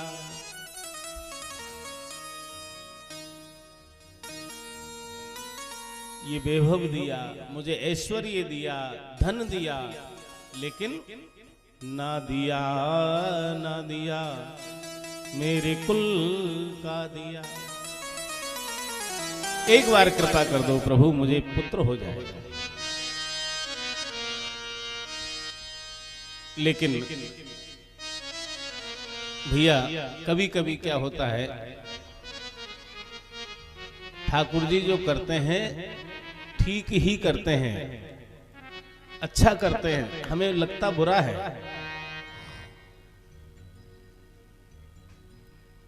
दिमाग में आ गया आत्मदेव ब्राह्मण परम ज्ञानी को कि निसंतान को तो मर जाना ही श्रेष्ठ है। आत्महत्या करने के लिए वन में चले गए। संत ने आकर के उपदेश किया कि पुत्र लेकर के क्या करोगे, हो जाए पुत्र को पुत्र कोई तो मूंगे छाती डरता है। हे ब्राह्मण गलत ख्याल तेरा, पुत्रों से नाम नहीं चलता है। पहले ये महानुभावों ने अपना यश आप कमाया है, और क्या ध्रुव प्रहलाद आदिकों का पुत्रों ने नाम चलाया है। क्या संतान हो जाने से तुम कह रहे हो कि मेरे वंश की वृद्धि हो जाएगी, मेरा नाम चल जाएगा, मेरे वंश का नाम चल जाएगा? तो मैं पूछता हूँ, क्या प्रहलाद जी का नाम उनके बच्चों ने चलाया? ध्रुव जी का नाम क्या उनके बेटों की वजह से चला? क्या ध्रुव जी को बच्चों की वजह से जानते हैं क्या? नहीं। तो क्या तुम्हारा उद्धार हो जाएगा पुत्र से? अरे पुत्र क्या करेगा? खोपड़ी फोड़ करके एक लोटा घी भर देगा, लेकिन अगर तुम्हारे सत्कर्म नहीं है, कर्म अच्छे नहीं है, तो एक लोटा तो क्या 1000 लोटा घी भरने से भी तुम्हारा कल्याण नहीं होना। इसलिए मैं कहता हूं, संत ने बहुत समझाया कि उद्धार अपना आप कर, निज को न गिरने दे कभी। नर आप ही है शत्रु, अपना आप ही है मित्र भी। कर्म ही प्रधान है। तुम सत्कर्म करो और अपना उद्धार खुद ही करो। बच्चों के भरोसे ही क्यों रहते हो कि बच्चा तर्पण करेगा, श्राद्ध करेगा, पिंडदान करेगा तब मेरा कल्याण होगा। तो भैया अगर ऐसी बात है तो जिन नैष्ठिक ब्रह्मचारी संतों ने विवाह नहीं किया तो उनका क्या होगा? जिनने शादी नहीं की, जिनके बच्चे नहीं हुए, उनको तो नरक में जाना पड़ेगा। और बकरी, सुअर आदि ऐसे पशु हैं जिनके दर्जनों बच्चे एक वर्ष में जन्म लेते हैं, वो तो वैकुंठ नाथ भगवान के बिल्कुल सिंहासन के पास बैठेंगे। विचार करिए, संतान से मोक्ष का कोई लेना देना नहीं। कर्म कर्म प्रधान है। कर्म ना जायते जंतु कर्मणेव विलीयते सुखम दुखम भयम क्षेमम योगमेवाभिपद्यते, श्रीमद् भागवत में कहा है। और गीता जी में वही बात, गीता जी में कर्मण्येवाधिकारस्तु मा फलेषु कदाचन। और रामायण में कर्म प्रधान विश्व रचना का जो जस करहि सो तस फल चाका। यानी रामायण, गीता और भागवत तीनों ही कर्म के बारे में बता रही है कि सत्कर्म करो, जैसा कर्म करोगे वैसा फल पाओगे। भैया कर्म हम कुछ करें नहीं, पूरे जीवन अत्याचार और पाप करते रहे और फिर बच्चों से कह दें कि तुम श्राद्ध कर देना बेटा, मेरा उद्धार हो जाएगा। होगा क्या है? विचार करिए, होगा क्या ऐसा? उद्धार अपना आप कर, निज को न गिरने दे कभी। नर आप ही है शत्रु अपना, आप ही है मित्र भी। आगे बसंतों ने बहुत समझाया लेकिन बात समझ में नहीं आई कि मुझे पुत्र ही चाहिए। बताया कि 3 प्रकार के पुत्र होते हैं। कहीं कुपुत्र हो गया तो क्या कर लोगे? पुत्र नहीं है तो 10-5 साल रो करके आंसू पोंछ लेते हैं, और पुत्र हो करके कहीं मर जाए तो 10-20 साल में आंसू पोंछ लेते हैं। लेकिन कहीं पुत्र हो करके कुपुत्र हो गया तो कितने साल रोने से काम चलेगा? 25 साल, जीवन पर्यंत रोना पड़ेगा। इसलिए जिनके पुत्र हैं वो क्या कहते हैं? कई लोग माता पिता हमने देखे हैं, हे भगवान ऐसे पुत्र से तो, आगे की लाइन आप समझ गए होंगे क्या कहते हैं वो, नहीं होते वो ही ठीक थे।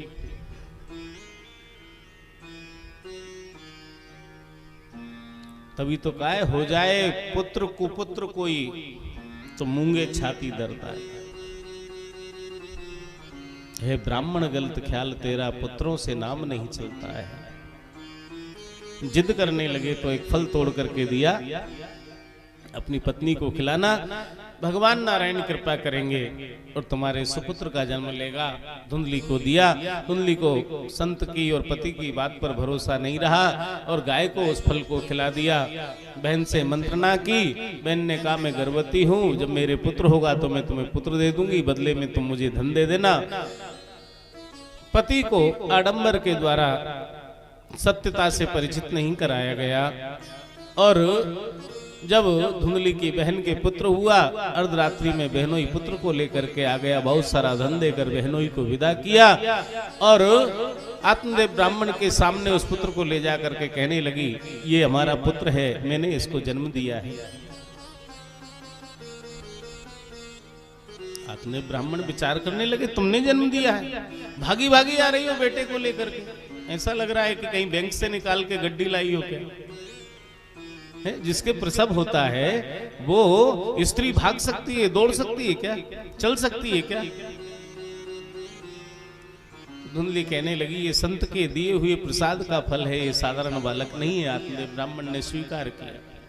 नामकरण का समय आया तो आत्मदेव ब्राह्मण कहने लगे कि मेरा नाम आत्मदेव है तो इस बेटे का नाम परमात्मा देव रखूंगा, कि ऐसा नहीं होने दूंगी। मेरा नाम धुंधली है तो बेटे का नाम धुंधकारी होगा, मेरा बेटा है। ठीक है देवी। गाय के भी पुत्र हुआ उस फल के स्वरूप। पूरा शरीर मानव का सा, कान गाय के से हुए, नाम हुआ गोकर्ण। दोनों बालक आत्मदेव ब्राह्मण के आंगन में पलने लगे, बड़े होने लगे। लेकिन स्वभाव में कितना अंतर है कि गोकर्ण है पंडितो ज्ञानी धुंधकारी महाखल, खल नहीं महाखल हो गया, महादुष्ट हो गया। कपट का पुत्र तो ऐसा ही होगा ना,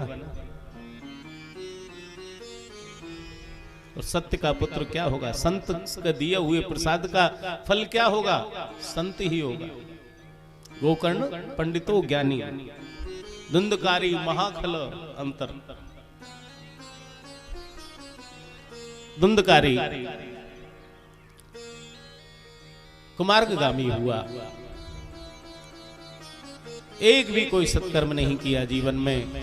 पिता ने बहुत समझाया लेकिन नहीं माना, मांस भक्षण मदिरा का पान करने लगा।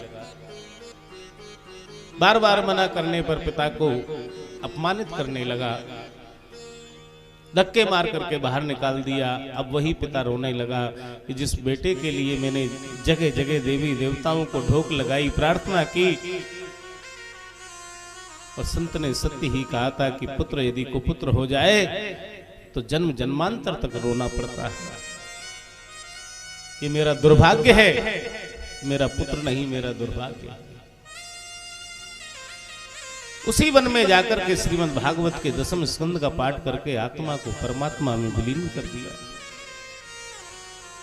धुंधली अकेली रह गई, पैसा मांगता धुंधली देती रही। बेटा कुमारगामी हो गया, 5-5 वेश्याओं को घर में ला करके रखने लगा। धुंधली से फिर पैसा मांगा। धुंधली ने कहा बेटा एक भी रुपया मेरे पास नहीं, कोई कौड़ी तक नहीं बची, सब कुछ तुझे दे दिया। पैसा नहीं तो मां को भी धक्के मार करके उस पुत्र ने निकाल दिया। अर्धरात्रि के समय धुंधली ने किसी कुएं बावड़ी में छलांग लगा करके अपना जीवन का अंत कर दिया, प्राणांत हो गया धुंधली का भी। धुंधकारी 5 वेश्याओं को अपने घर में रखने लगा। वेश्याओं को क्या धन चाहिए, बहुत सारा चोरी करके डाका डाल करके धन ला करके वेश्याओं को दिया। वेश्याओं के मन में भाव आया कि कहीं आज नहीं तो कल कभी न कभी तो ये पकड़ में आएगा और सारा धन भी जाएगा और साथ में राजा हमें भी कारागृह में डाल देगा, इसलिए अच्छा है कि इसी का वध कर दिया जाए, मार दिया जाए इसको, धन भी बचेगा हम भी बचेंगे। मदरा का पान कराया, मदहोश हो गया तो इसी के घर के आंगन में गड्ढा खोद करके उसको गड्ढे में डाल दिया गया। जलते हुए अंगारे उसके मुंह में डाल दिए गए, ऊपर से मिट्टी डाली, इसका प्राणांत हो गया, प्रेत बना। प्रेत बनाया। गोकर्ण जी महाराज तो पहले ही निकल गए थे तीर्थ में। गांव वाले किसी ने जाकर के कहा महाराज आपके परिवार में अब कोई नहीं बचा, तो गोकर्ण जी ने गया जी में जाकर के श्राद्ध किया, तर्पण किया, पिंडदान किया, जल दिया, धुंधकारी के नाम का भी दिया, आत्मदेव ब्राह्मण के नाम का दिया, माता धुंधली के नाम का दिया। लौट करके एक दिन उसी उत्तम नाम के नगर में अपने घर में आकर के भजन करने लगे। फल क्या हुआ? फल हुआ भजन एकांत में रात्रि में जब गोकर्ण जी महाराज कर रहे थे तो आवाज आई ना जाने कहां से, कई प्रकार की आवाजें आने लगी। गोकर्ण जी ने पूछ लिया कि भैया कौन हो, सामने प्रकट क्यों नहीं होते? तब जाकर के कहा, आवाज आई हवा में से, अहम भ्राता तदीयोस्मि धुंधकारी ती नामतः स्वकीय नेव दोषे न ब्रह्मत्वम नासितम मया।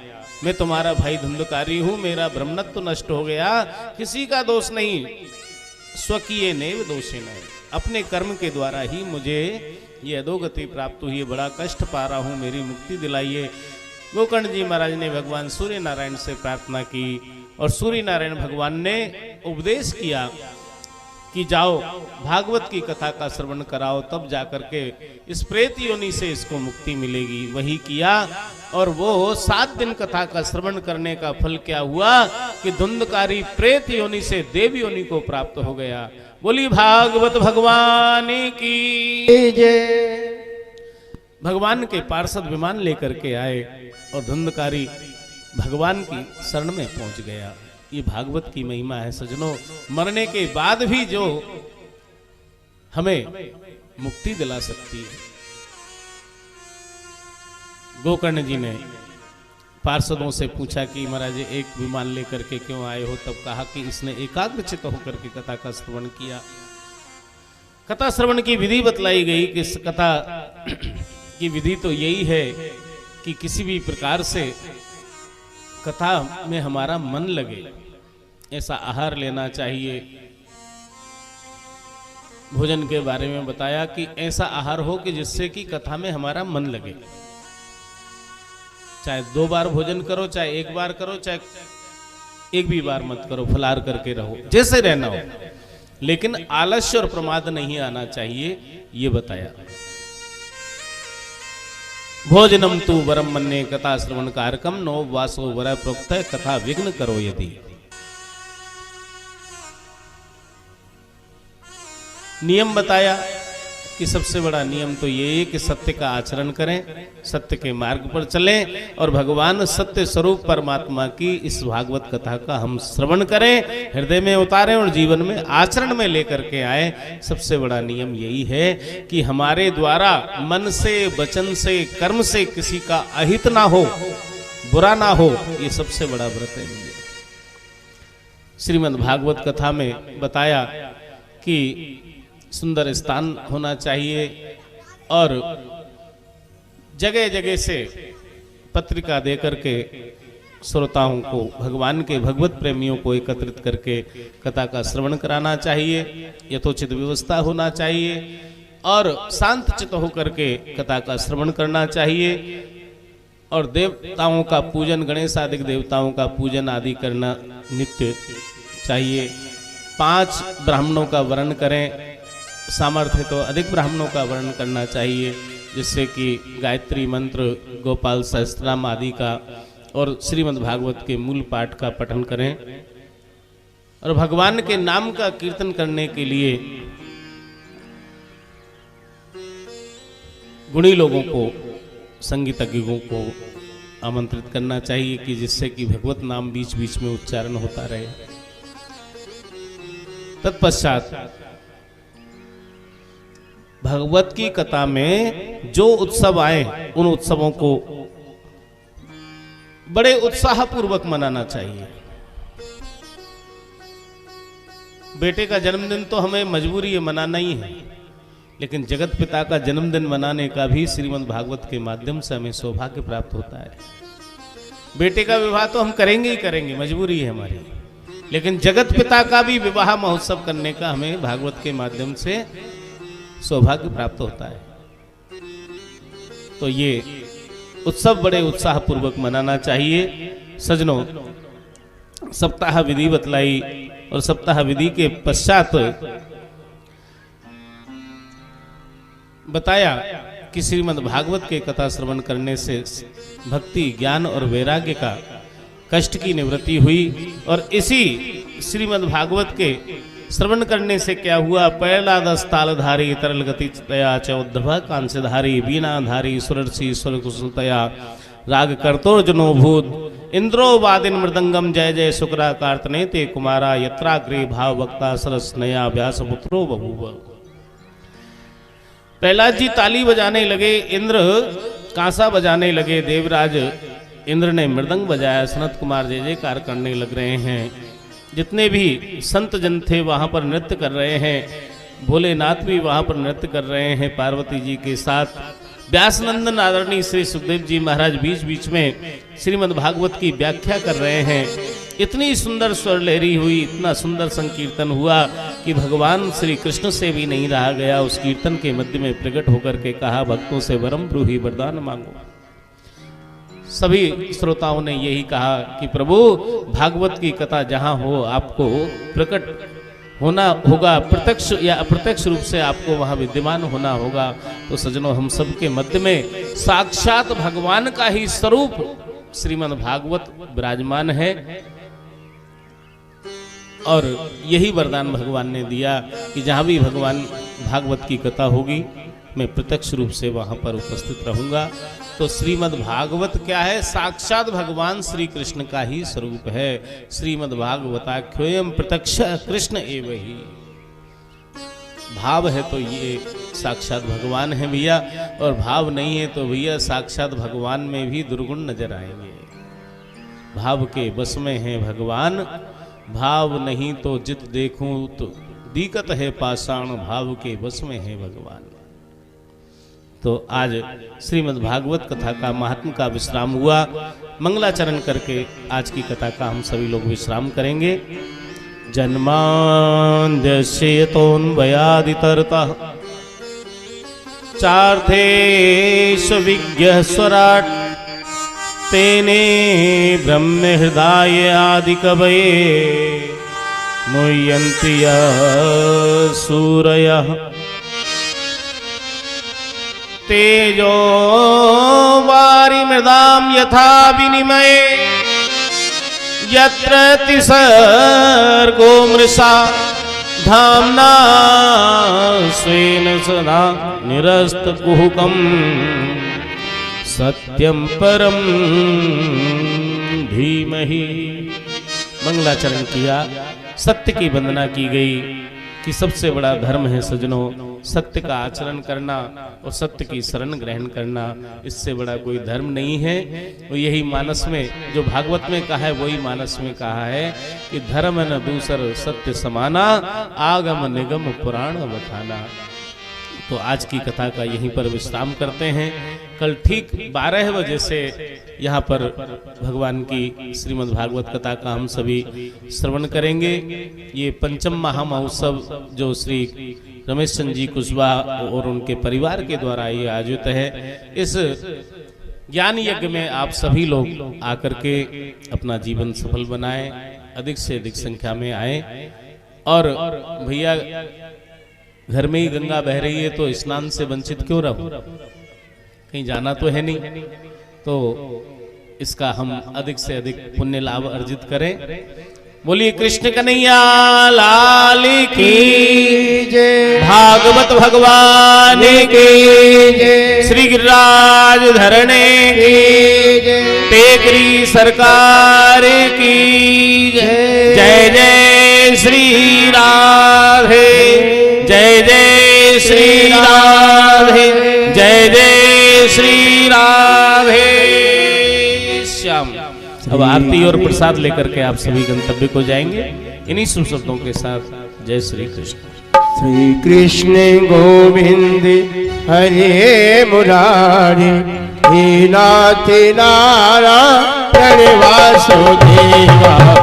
श्री कृष्ण गोविंद हरे मुरारी, हे नाथ नारायण वासुदेवा। कृष्णमात स्वामी सखा हमारे, कृष्णमात स्वामी सखा हमारे, हे नाथ नारायण वासुदेवा। श्री कृष्ण गोविंद हरे मुरारी, हे नाथ नारायण वासुदेवा। बलदे ग्रह के तुम अवतारे, बलदे ग्रह के तुम अवतारे।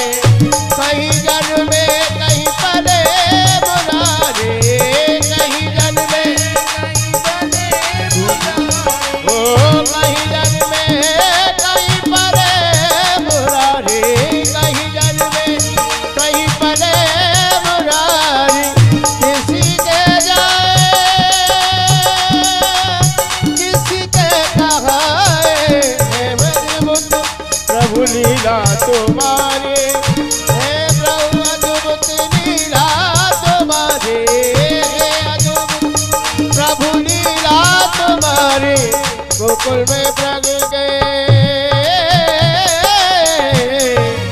गोकुल में प्रगट गए मथुरा के तारे, गोकुल में प्रगट गए मथुरा के तारे।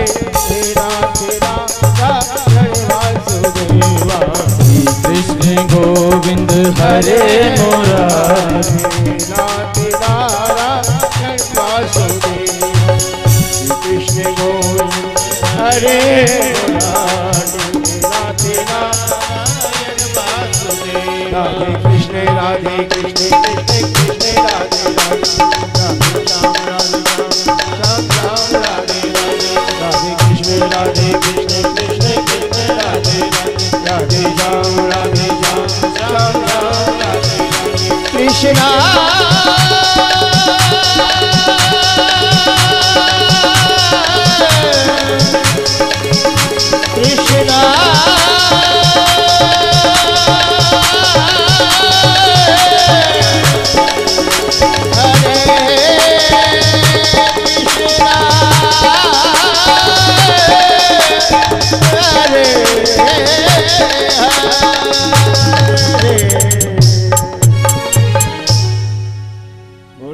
भागवत महापुराण की जय। आइए बड़े भाव से श्री भगवान की आरती करेंगे सभी। कर्पूर गौरम करुणावतारम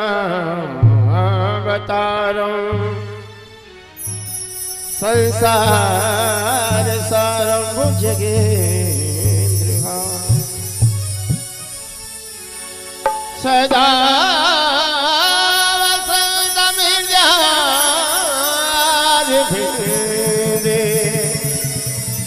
भवन भवानी सहित नमो बांके बिहारे तेरे हारे तेरा बांके बिहारे तेरे आरती गाओ आरती गाओ आपको मनाओ आरती गाओ आपको मनाओ हे बरदारे तेरे आरती गाओ गिरवरधारे आरती गाओ।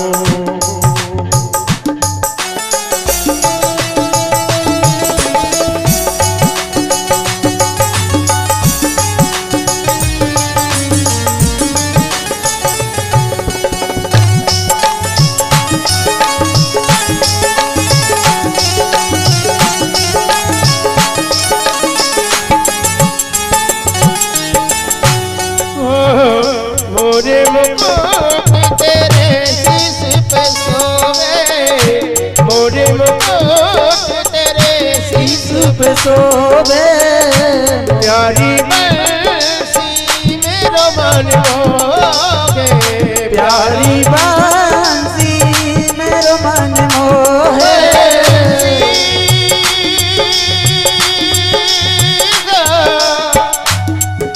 बंसी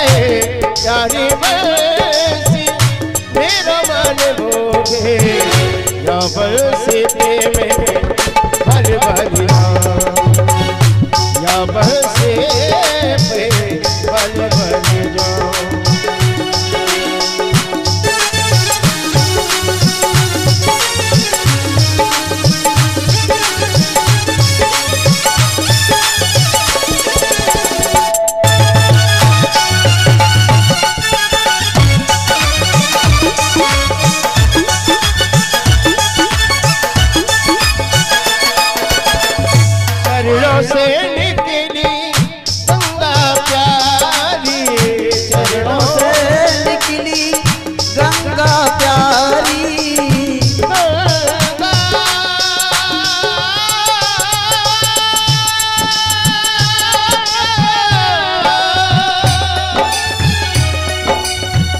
चरणों से